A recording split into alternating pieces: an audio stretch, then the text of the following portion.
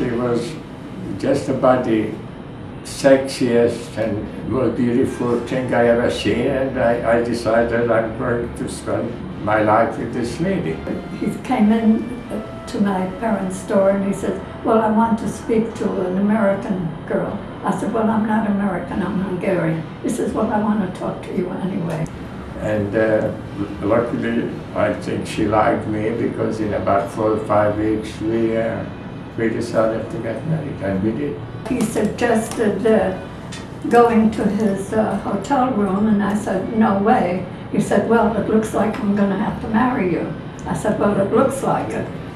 And it lasted, so far, only 75 years. I hope it will go on another 75.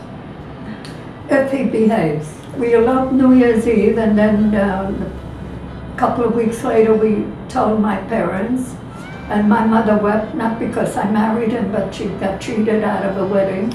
And of course, she arranged a wedding January 22nd, so we were married again. And the first night together, I said, I have a terrible confession to make. He says, oh, what confession? I said, I don't know how to make coffee. He says, oh, no problem. He says, I make coffee. He got up from bed and made the coffee, and I've been getting coffee in bed every morning ever since. One of the few mistakes I did in life. But I always believe if I promise, don't back out of a promise. There is this saying that opposites attract each other.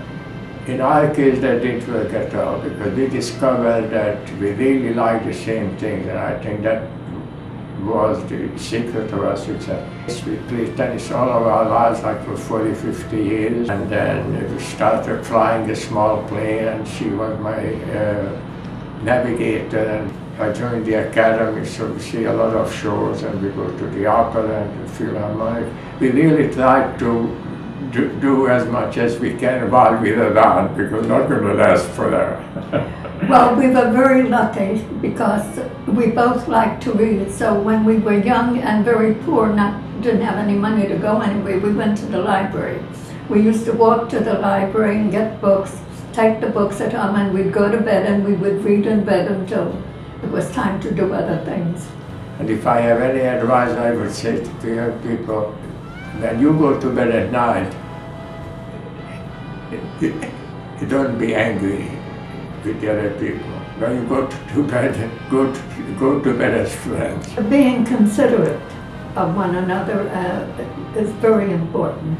I still get flowers whenever he feels like it. Sometimes maybe it's one flower, sometimes it's a bunch of flowers. I guess it depends on how much money he has. I think you guys know all of our secrets.